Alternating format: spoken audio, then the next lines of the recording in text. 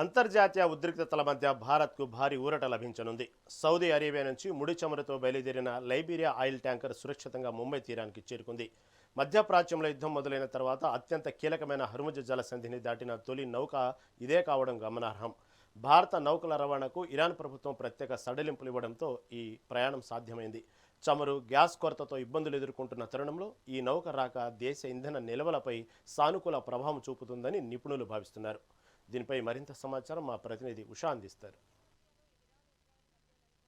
యుద్ధ వాతావరణంతో ఇటు హర్ముజ్ జలసంధి మొత్తం కూడా క్లోజ్ చేయడం జరిగింది. హర్ముజ్ జలసంధి క్లోజ్ చేయడంతో భారత్కి వచ్చేటటువంటి చమురు నిల్వలు మొత్తము కూడా స్తంభించిపోవడంతో ఇప్పటికే భారత విదేశాంగ మంత్రి అటు ఇరాన్ విదేశాంగ మంత్రి ఇద్దరు కూడా ద్వైపాక్షిక ఒప్పందానికి వచ్చారు. ఇప్పటికే చర్చలు మొత్తం కూడా విదేశాంగ మంత్రులు ఇద్దరు కూడా చర్చలకు దిగారు. చర్చలు కూడా చాలా వరకు కూడా సఫలీకృతం అయినట్టుగా అయితే తెలుస్తుంది. ప్రస్తుతం భారతదేశం నుంచి వెళ్ళేటటువంటి నౌకలు ఏవైతే ఉన్నాయో రెండు నౌకలు ఏదైతే చమురుతో కూడినటువంటి రెండు నౌకలకి సంబంధించి కూడా భారత జెండాతో నౌకలు రెండు కూడా ప్రవేశించినట్టుగా అయితే తెలుస్తుంది. ఈ రెండు నౌకలు కూడా దాదాపుగా కూడా ఇరాన్ అనుమతించిన నేపథ్యంలో రెండు నౌకలను కూడా అనుమతించారు. పూర్తి స్థాయిలో మరికొద్ది రోజుల్లో ఏదైతే చమురులకి సంబంధించి అలాగే ఇక్కడ ఉన్నటువంటి సంక్షోభం భారతదేశంలో ఏర్పడినటువంటి గ్యాస్ చమురు నిల్వలకి సంబంధించినటువంటి సంక్షోభం ఏదైతే ఉందో వీటన్నిటిని కూడా మరికొద్ది రోజుల్లో ఏదైతే ఈ 10-15 రోజుల లోపుగా కూడా వీటన్నిటికీ సంబంధించి కూడా సులభతరం అయ్యే అవకాశం ఉన్నట్టుగా అయితే తెలుస్తుంది. చాలా వరకు కూడా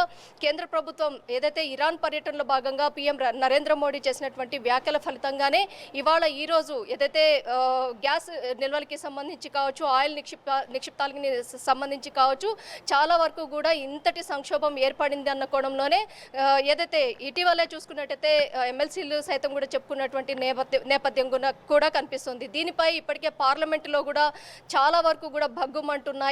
ఈ పార్లమెంటులో ఈ ఇష్యూ మీద పార్లమెంటు మొత్తం కూడా అటు మన తెలంగాణకి సంబంధించినటువంటి ఎంపీలు చాలా మంది కూడా ఈ అంశానికి సంబంధించి గృహిణీల దగ్గర నుంచి అలాగే హోటల్ సిబ్బంది వరకు చాలా వరకు కూడా సఫర్ అవుతున్నారు.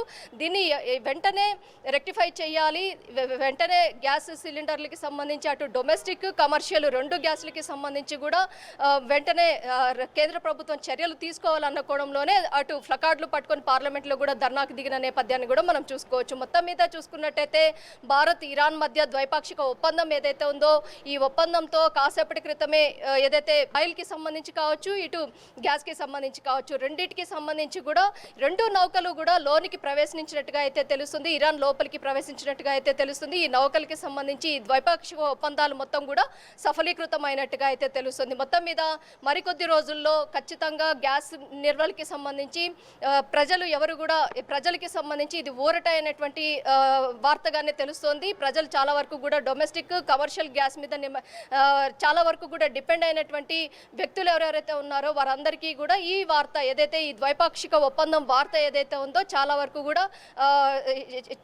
కూడా ఊరటనిచ్చినట్టుగా అయితే తెలుస్తుంది. వీడియో జర్నలిస్ట్ రాణాతో ఉషా, మెగా 9 టీవీ, హైదరాబాద్.